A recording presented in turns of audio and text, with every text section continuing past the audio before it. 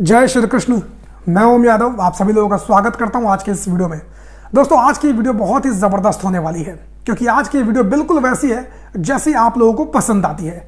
आज की इस वीडियो में हम लोग मौगहिया जवान की दो नाजायज़ औलादें हैं, उनकी रेलाई और पिलाई करने वाले हैं। दरअसल दो रंडी पूत हैं जिन्होंने यादवों को ललकारने की कोशिश की है, जिन्होंने यादवों के इतिहास को गलत बताने की कोशिश की है और यादव समाज के खिलाफ अभद्र टिप्पणी करने का काम किया है।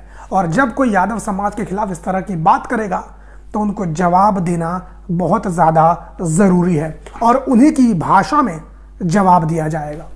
तो आप सभी से निवेदन है कि वीडियो को अंत तक देखिए और जितना हो सके उतना ज़्यादा शेयर भी कीजिए। इन दोनों रंडी पूतों की रेलाई और पिलाई करने से पहले मैं आप सभी लोगों को मुद्दा समझा देता हूं कि दरअसल मुद्दा है क्या। दरअसल दोस्तों भोजपुरी इंडस्ट्री में संतोष रेणु यादव नाम का एक कोई भोजपुरी कलाकार है जिसने अभी कल या परसों कोई लाइव वीडियो बनाई थी और उस लाइव वीडियो में इसने कई तरह की बातें कही, लेकिन एक बात इसने कही, उसने कहा कि भैया हम यादव हैं, अहिर जाति से आते हैं, हम भगवान श्री कृष्ण के वंशज हैं और अगर हमें छेड़ने की कोशिश करोगे तो महाभारत हो जाएगी।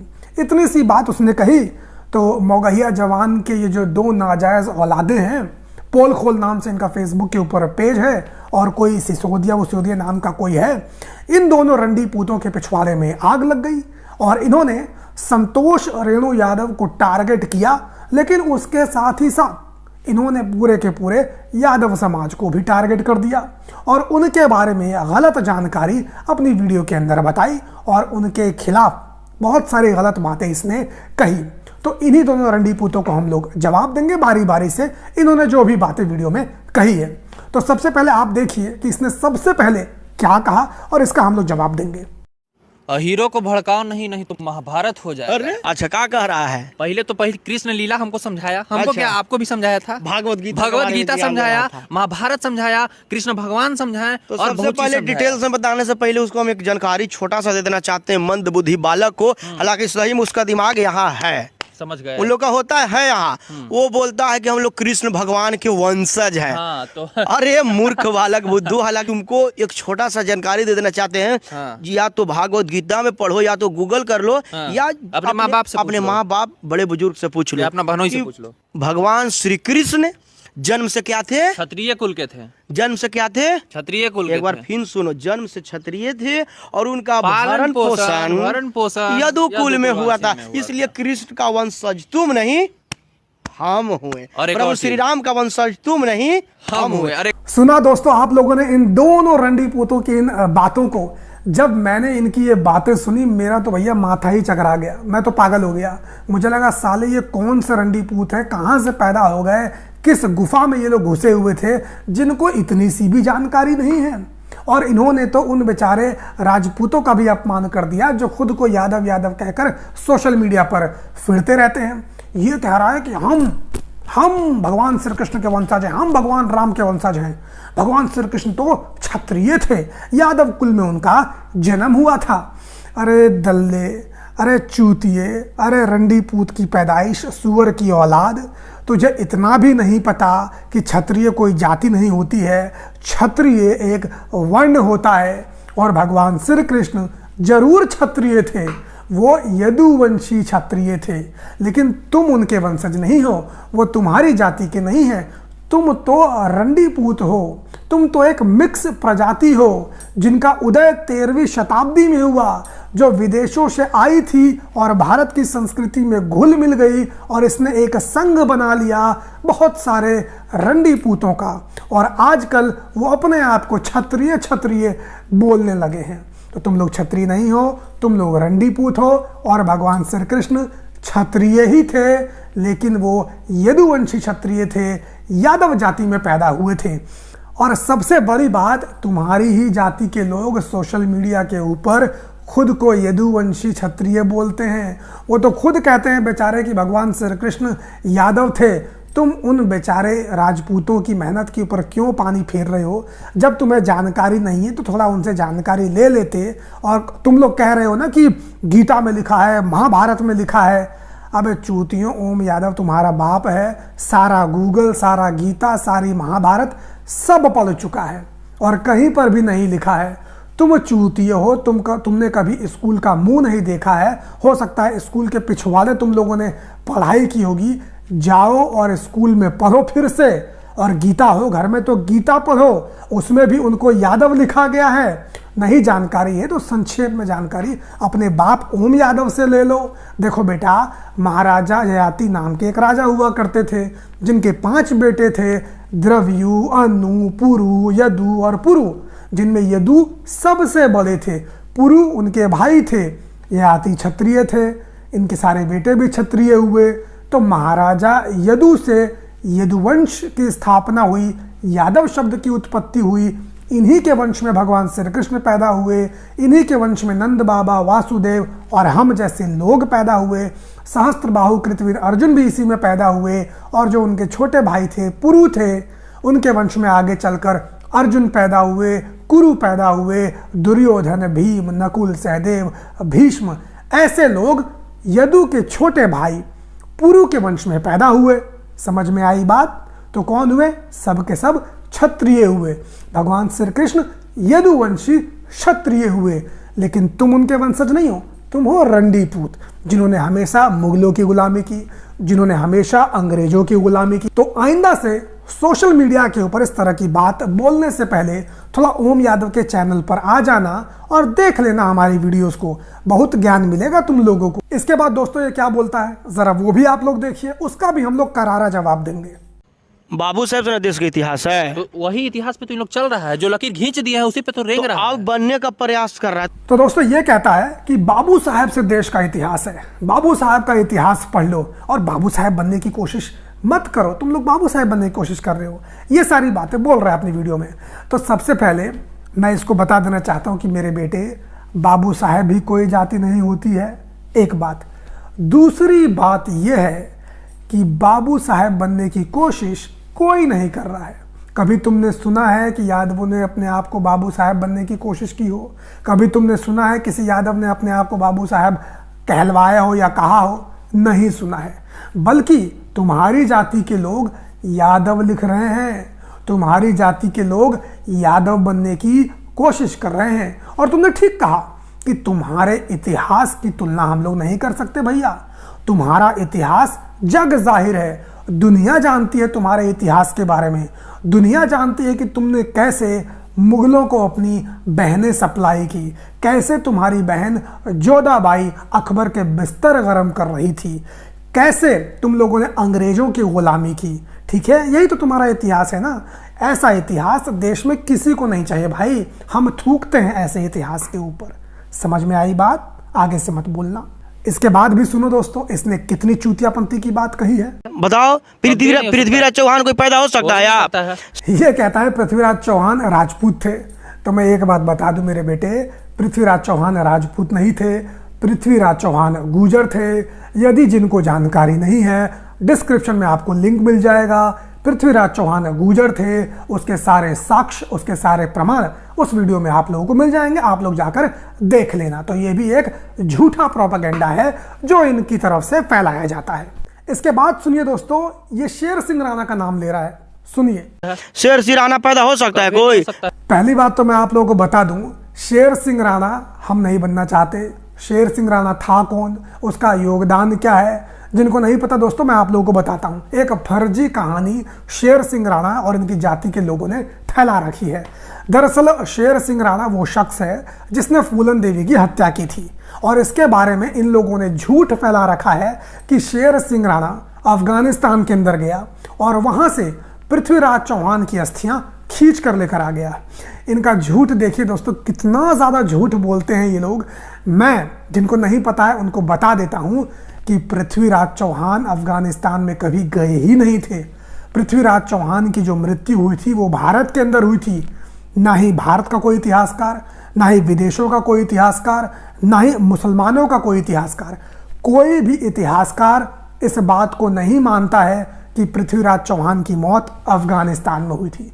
सबका यही मानना है कि पृथ्वीराज चौहान की मौत भारत के अंदर हुई थी। लेकिन देखिए दोस्तों, इन लोगों ने कितना झूठ फैलाया है शेर सिंह राणा के बारे में कि वो अफगानिस्तान चला गया और वहां से पृथ्वीराज चौहान की अस्थियां लेकर आ गया। अरे भैया, जब पृथ्वीराज चौहान वहां मरे ही नहीं थे तो उनकी अस्थियां क्या लेकर आया था? अपने माँ बाप की अस्थियां लेकर आया होगा, पृथ्वीराज चौहान की नहीं लाया था। अच्छा, इसके बारे में आपको संक्षेप में बता देता हूं। इसको लेकर आपने कई सारी वीडियोस देखी होंगी यूट्यूब के ऊपर, और कई सारे लोग इस तरह की कहानियां बताते हैं। दोस्तों, ये कहानी कहां से आई है? वो आई है पृथ्वीराज चौहान के एक कवि थे, राज के कवि थे, उनका नाम था चंद्रबरदाई। चंद्रबरदाई ने पृथ्वीराज रासो नाम की एक किताब लिखी है, और उस किताब में उन्होंने एक कहानी का जिक्र किया है। उस कहानी के अनुसार मोहम्मद गोरी पृथ्वीराज चौहान और चंद्रबरदाई को बंदी बनाकर अफगानिस्तान लेकर चला जाता है और पृथ्वीराज चौहान को मारने के आदेश दे देता है। तभी चंद्रबरदाई मोहम्मद गोरी से कहते हैं कि पृथ्वीराज चौहान को शब्द भेदी बाण चलाना आता है, तो आप इन्हें ऐसे मत मारिए, और इनके शब्द भेदी बाण की जो कला है उसको भी देख लीजिए। मोहम्मद गोरी ने पृथ्वीराज चौहान की आंखें फोड़ दी थी, इसीलिए वो कहता है कि पृथ्वीराज चौहान को शब्द भेदी बाण चलाने आते हैं, तो इनकी कला को भी देख लीजिए। तो मोहम्मद गोरी कहता है कि ठीक है भाई, अगर इसको इतनी अच्छी कला आती है तो दिखाओ। तो होता यह है कि जो चंद्रबरदाई है वो संस्कृत में कुछ ऐसी बात बोलता है, संस्कृत भाषा में वो बताता है कि मोहम्मद गोरी कितनी दूर बैठा हुआ है, कितनी ऊंचाई पर बैठा हुआ है, और इन सब चीज़ों से पृथ्वीराज चौहान अंदाजा लगा लेते हैं और तीर मारते हैं, सीधा मोहम्मद गोरी को लग जाता है और मोहम्मद गोरी की वहीं पर मौत हो जाती है। फिर उसके बाद जितने भी लोग होते हैं दरबार में, वो सब के सब पृथ्वीराज चौहान और मोहम्मद गोरी को मार देते हैं। अब आप दोस्तों मुझे एक बात बताइए, कितनी फर्जी कहानी है ये। जब चंद्रबरदाई ही मर गया, जब पृथ्वीराज चौहान ही मर गए, जब ये मोहम्मद गोरी ही मर गया, सब के सब मर गए, तो भैया ये चंद्रबरदाई की किताब किसने लिखी? चंद्रबरदाई की आत्मा आई थी क्या उसमें इन सारी घटनाओं का जिक्र करने के लिए? लेकिन कुछ लोग कहते हैं कि बाद में उसके बेटे ने लिखी। तो अब सवाल ये उठता है कि जब सबके सब मर ही गए थे तो उसके बेटे को किसने बताया? अब कुछ लोग ये कहेंगे कि वहाँ पर हो सकता है कोई संस्कृत भाषा जानता हो, उसने बता दिया हो। तो भैया मोहम्मद गोरी के दरबार में कोई भारत का दरबारी कैसे हो सकता है? और अगर वो होगा तो फिर उसने जब चंद्रबरदाई ने संस्कृत में बोला था वो मोहम्मद गोरी को क्यों नहीं बता दिया था? तो पूरी की पूरी जो कहानी है दोस्तों, फर्जीवाड़ा वाली कहानी है। इसीलिए देश का, दुनिया का कोई भी इतिहासकार इस कहानी को नहीं मानता है। इन लोगों ने फर्जी कहानी गढ़ी है और उसी पर ये लोग गर्व करते हैं। दरअसल दोस्तों, ये लोग पढ़े लिखे होते नहीं हैं, ये लोग अनपढ़ होते हैं। ना इन्होंने कभी इतिहास पढ़ा है, ना इन्होंने कभी वेद पढ़ा है, ना इन्होंने कभी पुराण पढ़ा है। इसीलिए इनको किसी प्रकार की कोई जानकारी है नहीं। यूट्यूब वीडियो बनाते हैं, मुंह से जो आता है उसको हक देते हैं। अब दोस्तों, ये सेना में अहिर रेजिमेंट को लेकर बड़ी आपत्तिजनक बात कहता है, जरा सुन लीजिए। अच्छा, जहाँ और सेना में भी सुनिए, राजपूताना रेजिमेंट बिल्कुल है ना, इन लोग अही रेजिमेंट का मांग करते करते मर रहा है। हालांकि मांगने से कब तक मिलेगा? मांगने से कुछ लोग विरासत में मिलता है, मांगने से मिलता, भीख मिलेगा। हम जिसे आरक्षण, बिल्कुल, कोई भी देश में सरकार बनाना हो, आरक्षण का मुद्दा उठा दीजिए। और ये आरक्षण किसके खिलाफ है? जनरल कास्ट के खिलाफ, ब्राह्मण, मतलब बाबू साहब जो भी आते हैं। दोस्तों, ये सेना में राजपूत रेजिमेंट के ऊपर बड़ा गर्व महसूस कर रहा है और वो यादवों का अपमान कर रहा है, यादवों की हंसी उड़ा रहा है कि यादव समाज के लोग अहिर रेजिमेंट की मांग कर रहे हैं और कह रहा है कि भीख से अहिर रेजिमेंट या कोई भी रेजिमेंट नहीं मिलती है, भीख से तो आरक्षण मिलता है। सबसे पहली बात तो मैं इस रंडीपूत को बता देना चाहता हूं, क्योंकि ये रंडीपूत कभी स्कूल गया नहीं है। ये स्क्रीन के ऊपर आप लोग तस्वीर देख लीजिए, ये राजपूत महासभा की तस्वीर है। देख सकते हैं आप लोग फोटो में ये लोग क्या कर रहे हैं, ये लोग ओबीसी में आने की मांग कर रहे हैं। एक तो ये बात हो गई। तो भैया अगर ये भीख है तो तुम्हारे जाति के लोग क्यों उस भीख को लेना चाहते हैं? दूसरी बात मैं आप लोगों को बता दूं कि अभी अभी कुछ सालों पहले भारत सरकार ने जितनी भी सो कॉल्ड जनरल कास्ट हैं उनको 10% आरक्षण दिया है। तो यदि आरक्षण भीख है तो तुम भी तो भीख ले रहे हो, तुम कहाँ भीख ले रहे हो? तीसरी बात, ये स्क्रीन के ऊपर कुछ स्टेट्स हैं दोस्तों, इन स्टेट्स में राजपूत जाति के लोग यानी इसकी जाति के लोग ओबीसी में आते हैं दोस्तों।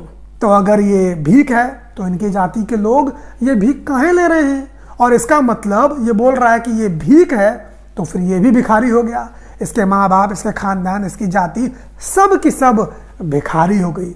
दूसरी बात ये कहता है कि इसकी रेजिमेंट है, तो रेजिमेंट तुम्हारी कैसे है ये पूरा देश जानता है। जब तुम लोग अंग्रेज़ों की गुलामी करोगे, जिस समय इस देश की सभी जातियां अंग्रेज़ों को भारत से भगाने के लिए लड़ाइयां लड़ रही थी, उस समय तुम्हारी जाति के लोग अंग्रेज़ों की गुलामी कर रहे थे। जो इंग्लैंड की महारानी थी उसके तलवे चाटने का काम कर रहे थे और उसको छाता दिखाने का काम कर रहे थे। तो रेजिमेंट तुम्हारी नहीं बनेगी तो किसकी बनेगी? तुम लोगों ने जिसकी सत्ता रही है, जिसका राज रहा है, तुम हमेशा उसके पूत बन जाते हो, तो भैया फायदा तो उसका तुम्हें मिलेगा ही, इसलिए तुम्हारी रेजिमेंट बन गई। अब दोस्तों ये कहता है कि अहिर जाति के लोग तो सिंह लगाने लगे हैं। मैं चाहता हूं पहले सुनिए, फिर उसके बाद करारा जवाब देंगे इन रंडी पूतों को। हम जहाँ तक जानते हैं कि आजकल के जितने भी अहिर लोग सिंह लगाने लगे टाइटल में, हमने पहले भी आपको बताया था। अरे तो कोई कितनो मोच ऐंठ लेगा तो बबुआन हो जाएगा। सुना दोस्तों किस प्रकार से घमंड में बोल रहा है, जैसे कि सिंह शब्द के ऊपर इसकी बपौती हो। इस चूतिये को यही नहीं पता है कि इस दुनिया के अंदर, भारत के इतिहास में, यह कहूंगा कि दुनिया के इतिहास में अगर सिंह शब्द किसी ने पहली बार लगाया है दोस्तों, तो वो अहिर जाति के लोगों ने लगाया है, अहिर जाति के राजा ने लगाया है। जिसको डाउट हो डिस्क्रिप्शन में वीडियो दे दूंगा, जाकर देख लेना, पूरे फैक्ट्स के साथ मैंने उसमें बता रखा है।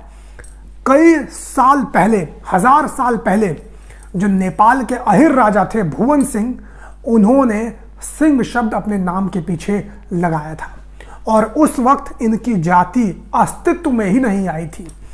गौतम बुद्ध ने अपने नाम के पीछे सिंह लगाया था, शाक्य सिंह उनको उपाधि दी गई थी। उसके कई सालों के बाद इनकी जाति की उत्पत्ति हुई, 13वीं सदी के आसपास। उसके बाद इनकी जाति अस्तित्व में आई। उससे कई सालों पहले यदुवंशी राजा, अहिर राजा सिंह उपाधि अपने नाम के पीछे लगाते थे। उनका नाम था राजा भुवन सिंह। जिनको नहीं पता वो नेपाल का इतिहास जाकर पढ़ लें, और नहीं पता है तो डिस्क्रिप्शन में वीडियो है, जाकर उसको भी देख लें। तो दोस्तों इन दोनों चूतियों को कोई जानकारी नहीं है, बस अपना मुंह ये लोग लेकर आ गए। इसका जरा मुंह देखिए दोस्तों, ये इतनी बड़ी बड़ी बातें बोल रहा है, ये अपने आप को रंडीपूत होकर गर्व महसूस कर रहा है। किसी ने इसको 2 झापड़ मार दिए तो पैंट में वहीं पर ये मुद्द देगा, और ये इतनी बड़ी बड़ी बातें कर रहा है। लग रहा है कि साला खुद कुपोषण का शिकार है और ये यादवों के बारे में इस तरह की बातें बोल रहा है।